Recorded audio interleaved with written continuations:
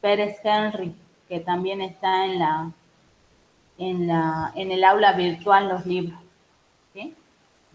Y bueno, si lo sacan de internet, fíjense que sea una página oficial y, y cualquier, bueno, cualquier duda, bueno, también estamos nosotros para sacarse de esa duda, porque hay a veces en internet hay cosas que no están así, digamos.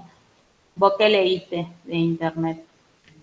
Saqué algunos conceptos, pero estaban muy cortitos y no sabía bien de dónde sacarlos por eso. ¿Pero los entendiste? Sí, pero muy poco. A ver, ¿qué punto era? Veamos, lo veamos. El punto 5 del trabajo práctico de medición. Punto 5.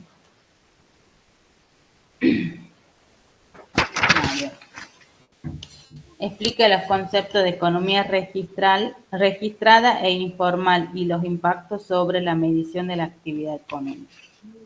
Bueno, acá cuando hablamos de economía registrada, tenemos que ver aquellas personas que desarrollan una actividad económica o que llevan a cabo un emprendimiento, una empresa, una sociedad que desarrollan una actividad económica, cualquiera sea la actividad económica, para ser consideradas registradas tienen que estar inscritas en la AFIP.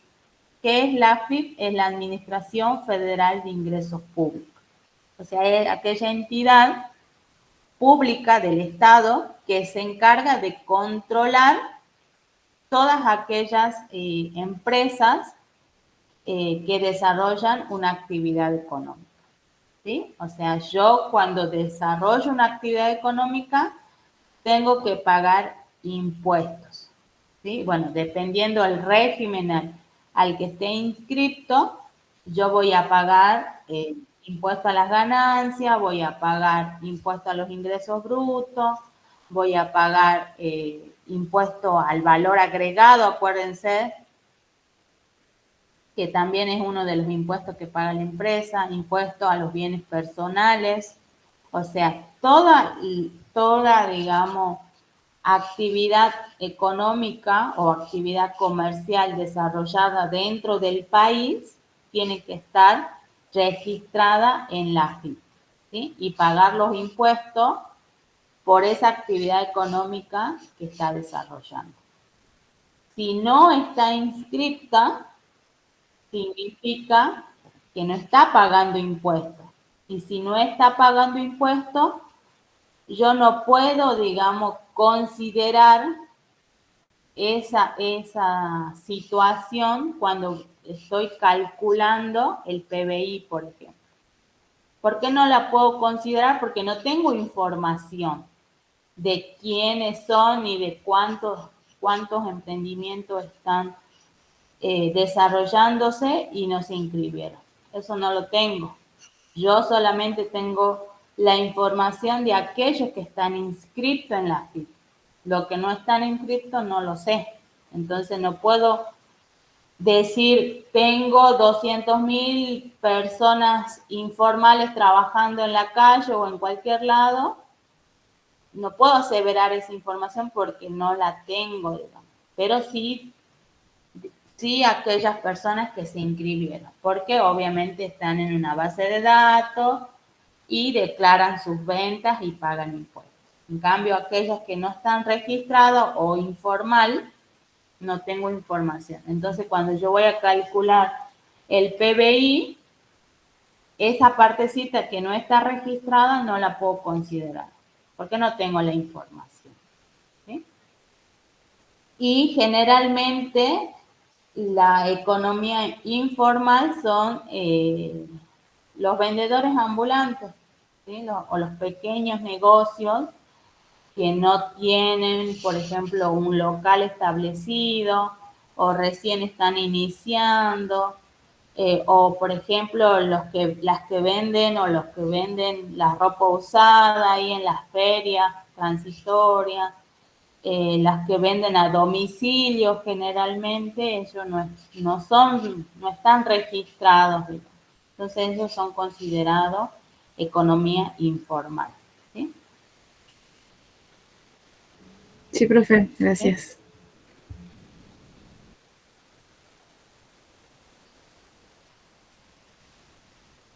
¿Alguna otra duda?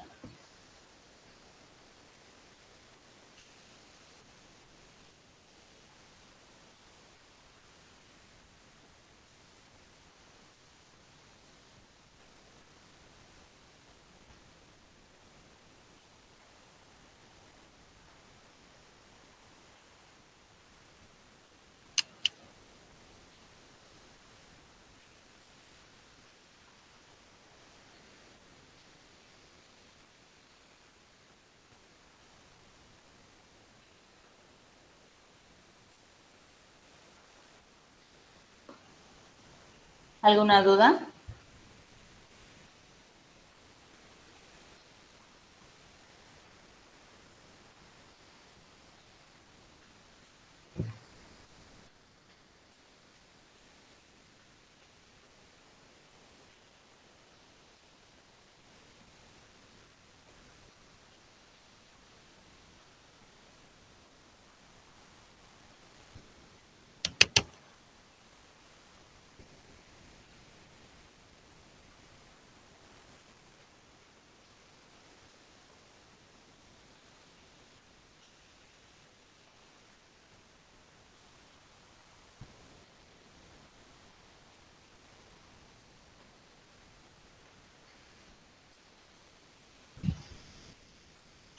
¿Nadie más tiene duda de lo que vinieron resolviendo? Alguien me preguntó sobre los trabajos prácticos. No.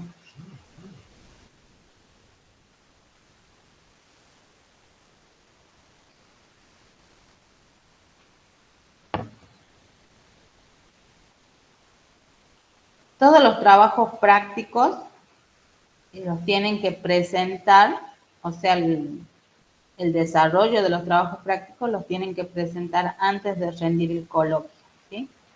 Yo creo que la mayoría está para promoción, entonces antes de rendir el coloquio se les va a pedir la carpeta de trabajo práctico, ya sea en papel, en PDF, en algún archivo que hayan utilizado para resolver, se les va a pedir, ¿sí? Y lo único que tienen que ir presentando, como habíamos quedado, era la tarea obligatoria, ¿sí? La tarea obligatoria consistía en elegir una palabra clave de la clase que se ha resuelto en la semana y presentar 5 a 10 renglones de esa palabra elegida, ¿sí? ¿Por qué la eligieron? Relacionarla con algún tema de la actualidad y qué bibliografía utilizar. Y para rendir el segundo parcial, que es el 24 de junio hasta ahora, no hay cambios, digamos. Yo igual voy a mandar el viernes, les voy a mandar ya el listado de quienes presentaron o a quienes les falta presentar la tarea obligatoria para que puedan rendir el segundo parcial. Lo que sí, bueno, también les recuerdo que aquellos que se han sacado 6 en el primer parcial y quieren seguir promocionando, se tienen que sacar 7 o más en el segundo parcial y pueden recuperar el primer parcial y sacarse 7 o más, ¿sí? Para seguir en la promoción. ¿Alguna otra duda? Profe, yo en el trabajo de monetario, ¿Cuál otra duda? el punto 8. Punto 8.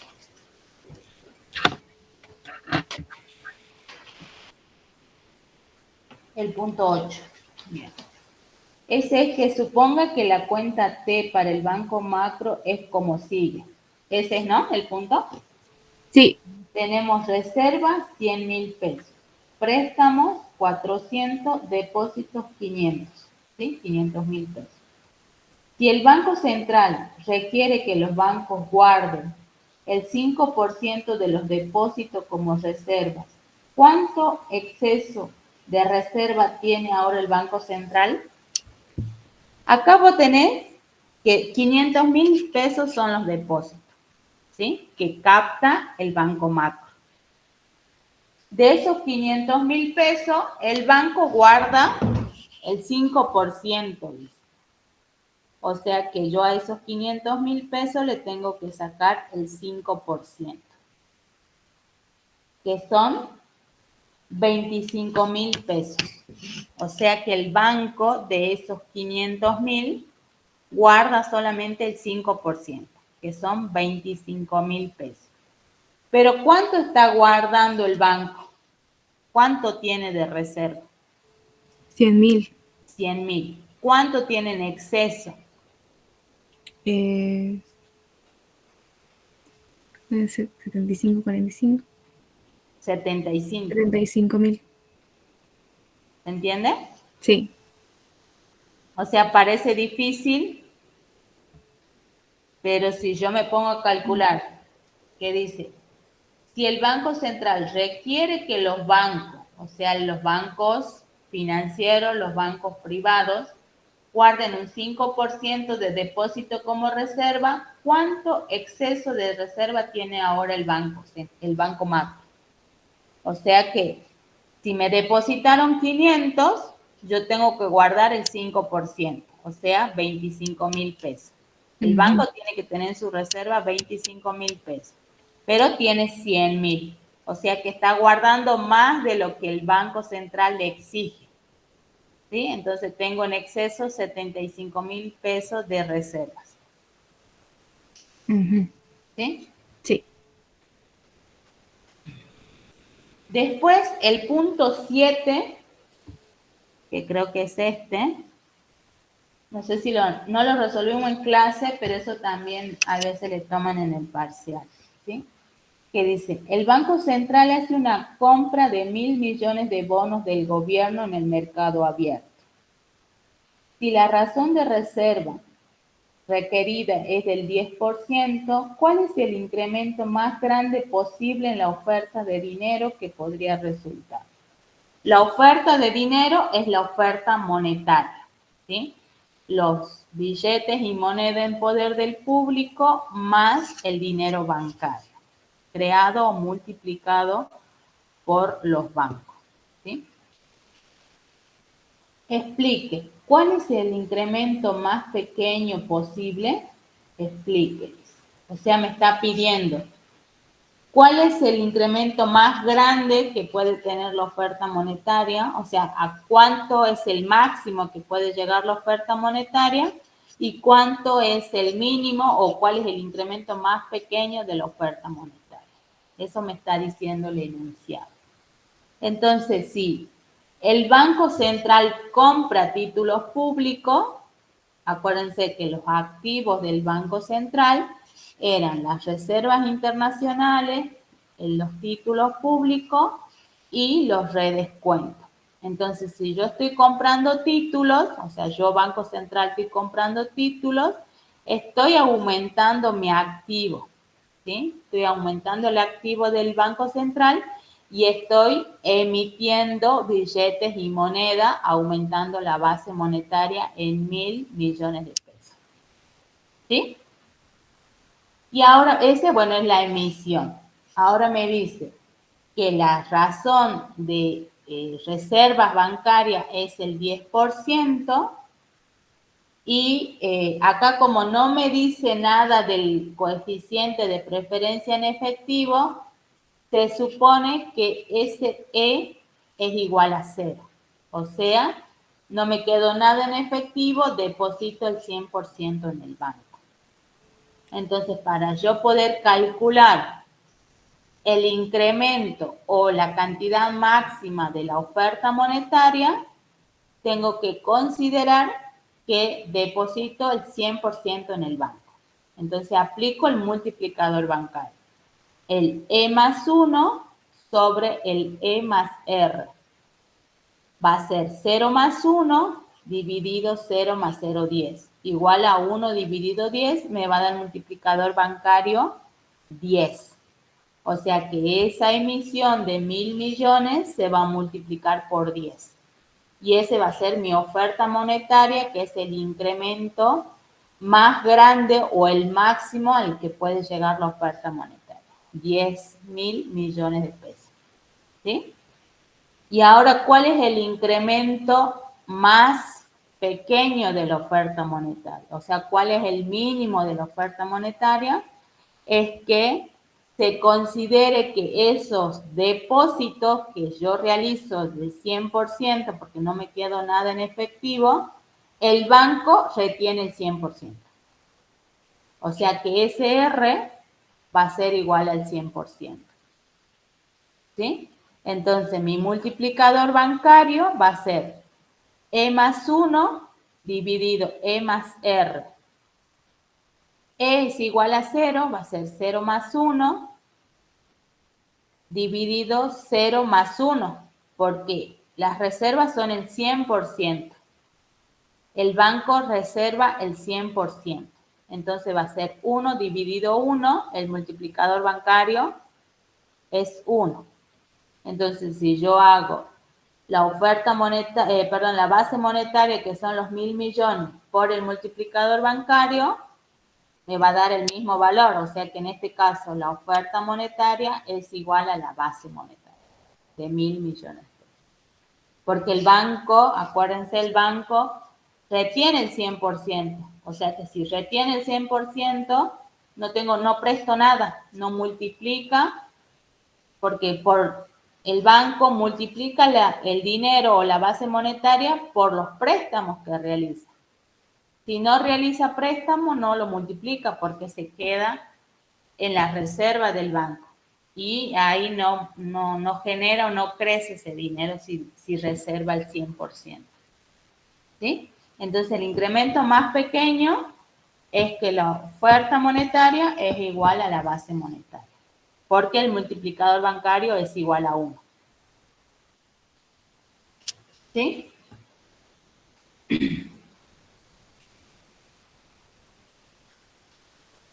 ¿Se entiende? Sí, profe.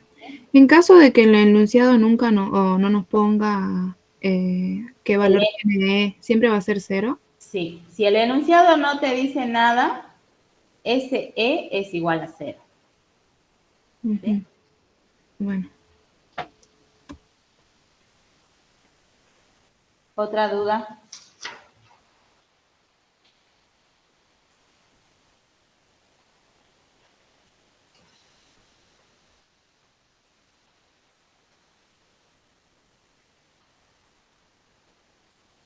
En el punto 11, ahí donde les pide que calculen el multiplicador bancario para los meses de enero, febrero, marzo y abril, fíjense que ahí también tienen encaje legal, encaje técnico.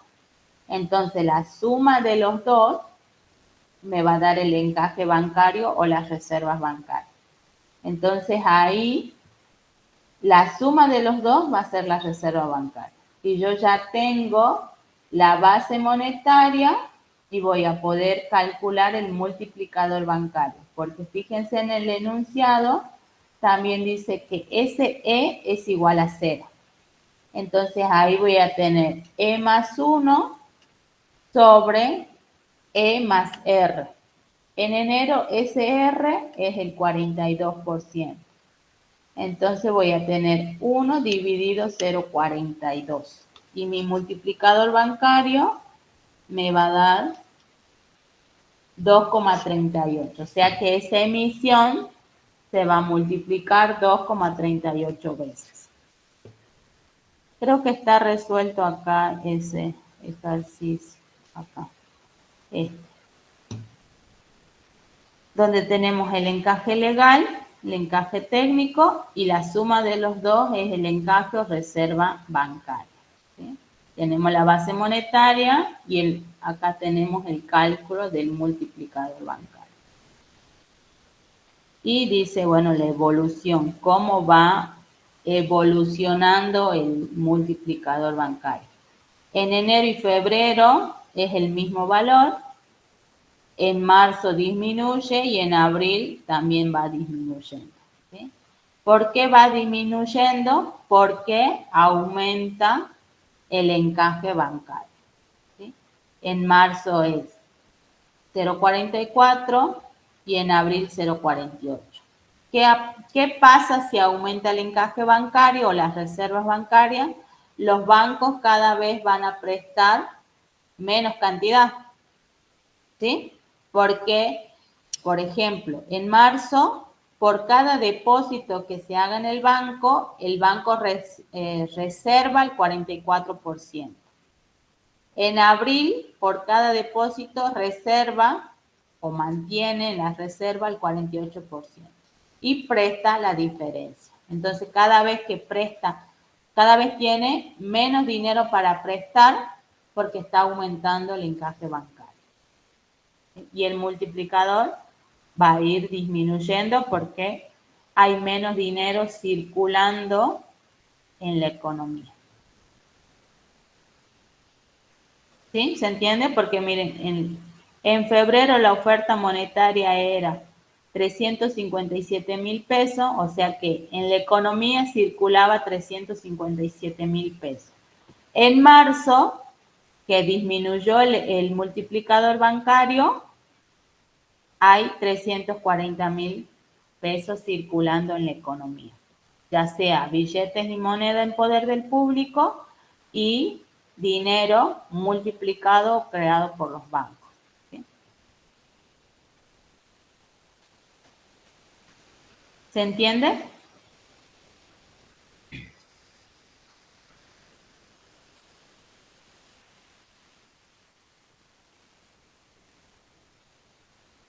¿Se entiende? ¿O quieren que Sí, le vuelva? profe. ¿Sí?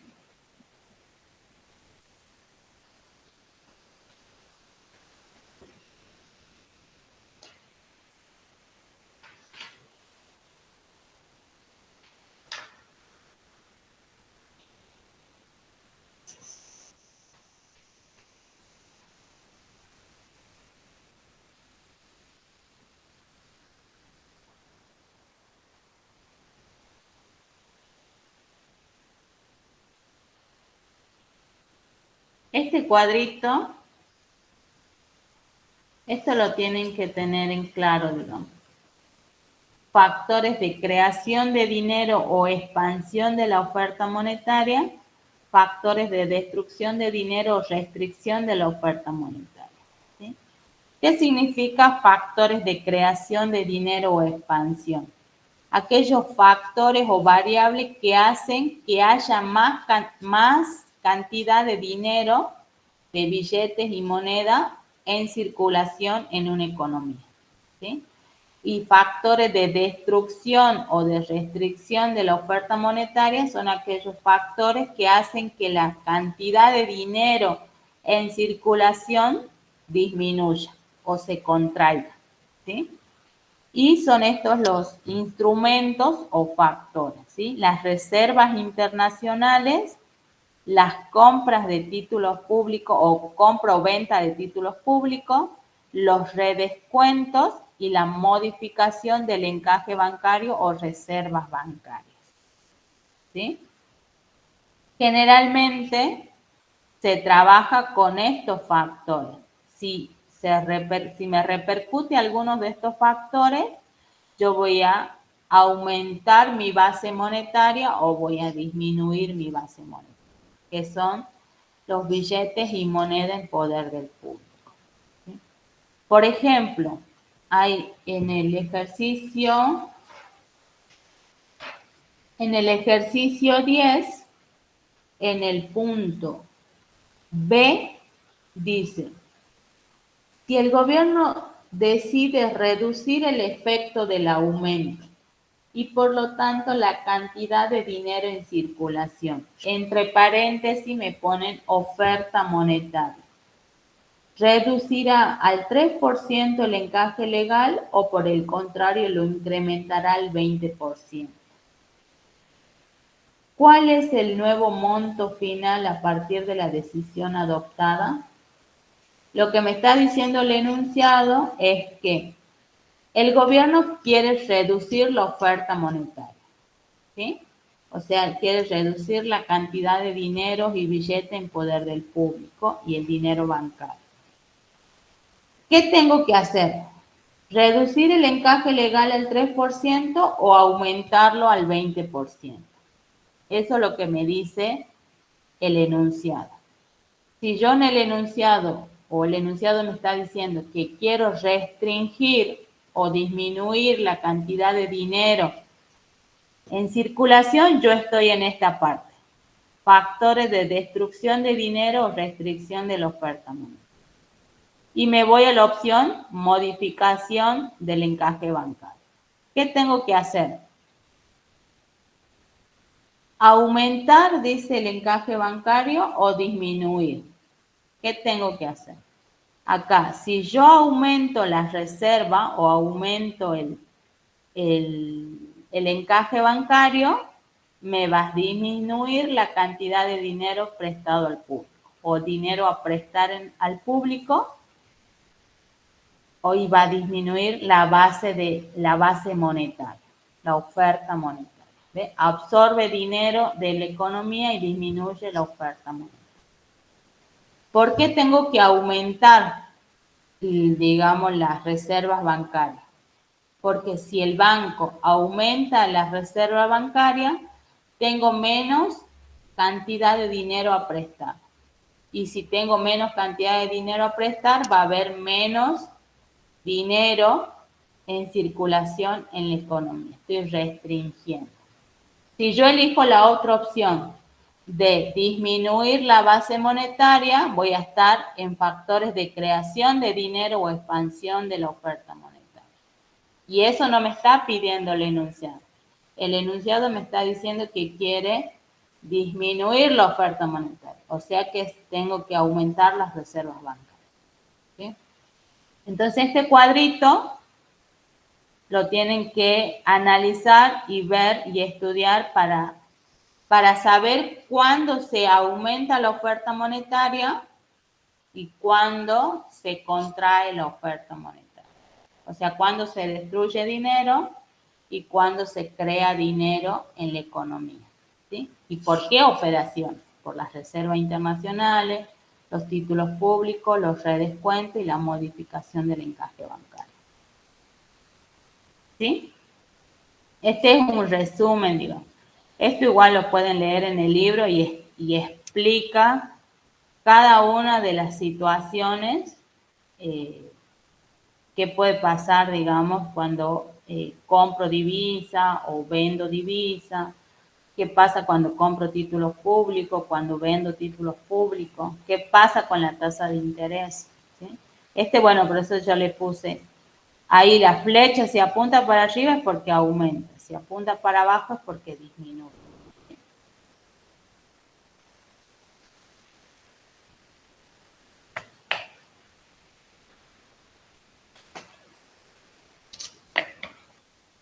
¿Alguna otra consulta?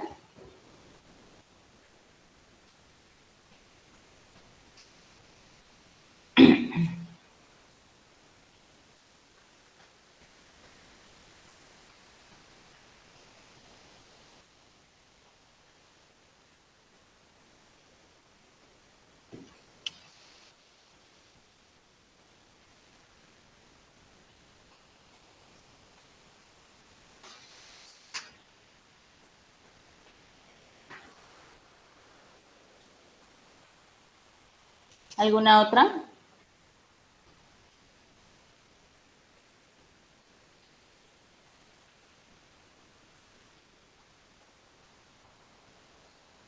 Nada.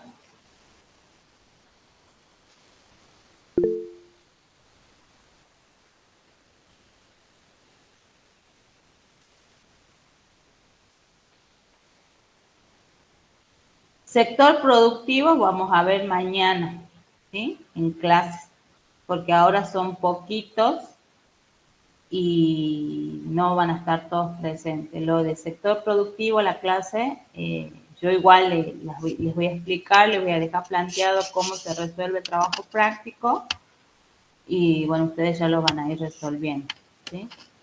Y no sé, o tenés alguna duda específica, Micaela.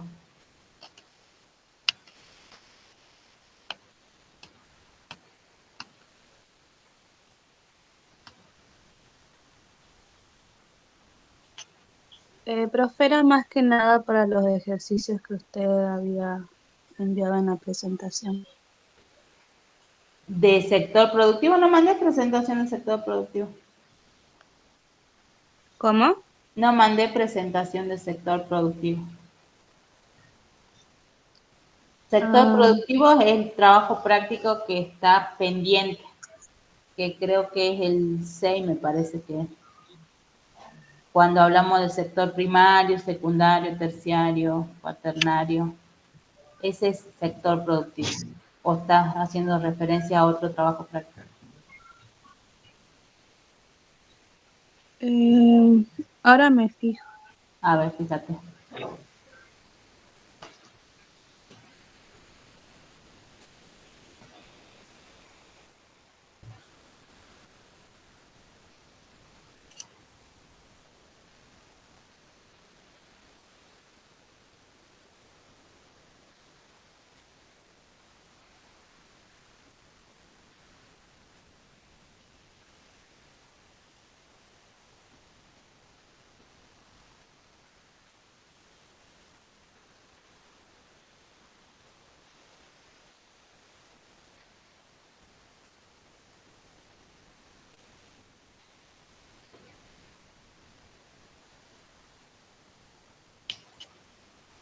Me había confundido.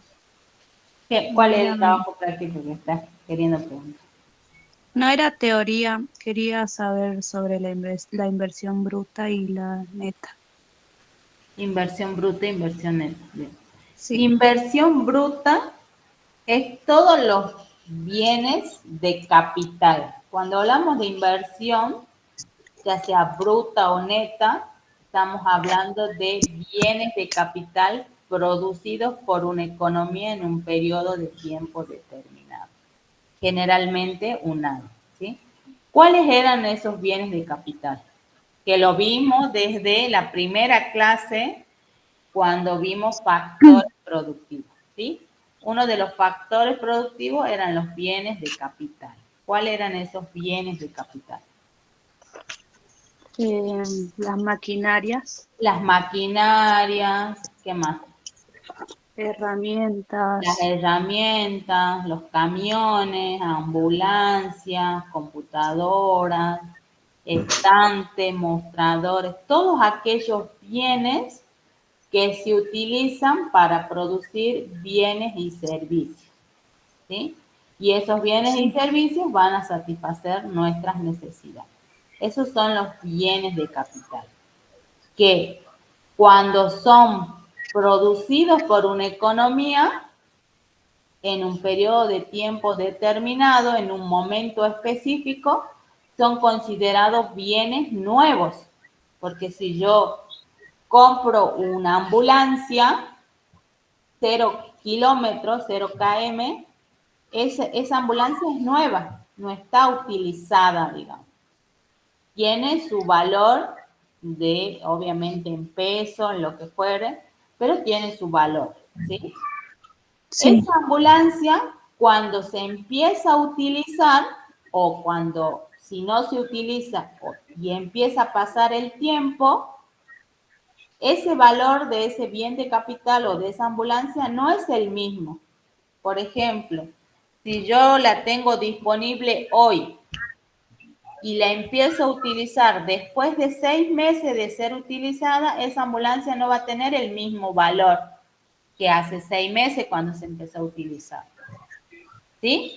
Ese desgaste de valor o en la utilización de ese bien de capital es lo que se conoce como amortización o depreciación.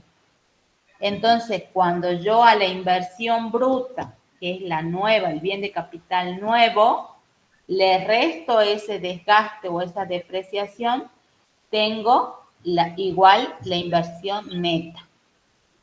¿Sí? Ah, ya. Entonces, a la inversión nueva, al bien de capital nuevo, les resto la depreciación o la amortización, me da la inversión neta. Porque ya le estoy restando ese desgaste. Por el uso, porque en 6 meses se utilizó esa ambulancia y ya perdió valor. Pero si no se utilizó y pasa el tiempo, también se desgasta. Por el solo hecho de que el tiempo pasó, esa ambulancia no vale lo mismo de acá a 6 meses a un año, vale menos. Entonces tiene una depreciación. Quizás no es el mismo monto de la depreciación, pero se desgastó, se desvalorizó. Entonces la inversión neta, vos le tenés que restar a la inversión bruta la depreciación o la amortización y me da la inversión neta. ¿Sí? Gracias, profe. Sí. Lo mismo pasa cuando vemos el Producto Bruto Interno. Acuérdense, tenemos el Producto Bruto. Cuando hablamos de Producto Bruto, hacemos referencia a todos los bienes de capital producidos por una economía en un periodo de tiempo. Cuando yo ya calculo el Producto Neto, le resto la depreciación de esos bienes de capital nuevo y me queda el Producto Neto. ¿Sí? Sí, profe. Ya entendí, gracias. Dale. ¿Alguien más?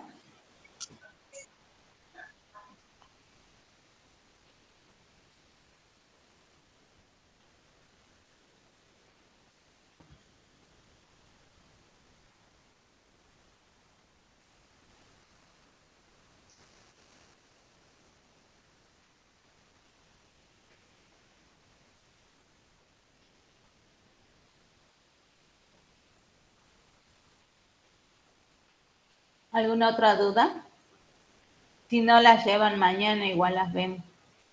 Y si están de acuerdo, podemos hacer otra clase de consulta virtual. Quizás ahí ya hayan leído un poco más.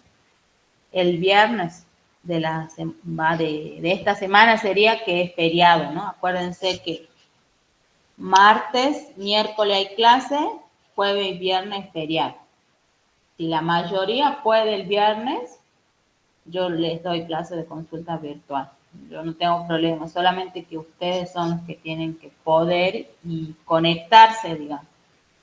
Ahora se conectaron 13, 14 chicos, o sea, menos de la mitad de la clase. Pero bueno, cualquier cosa lo vemos mañana, de arreglar para el viernes también. ¿Sí? Bueno, sí, si la mayoría quiere, yo no tengo problema de darle clase de consulta virtual, porque el lunes ya es el parcial.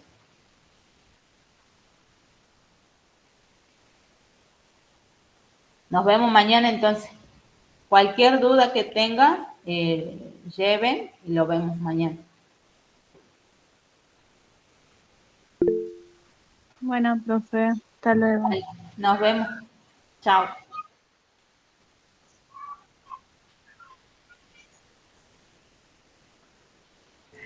Hasta luego, profe. Chao, nos vemos. Chao. Hasta luego, profe. Chao. No, profe. Chao.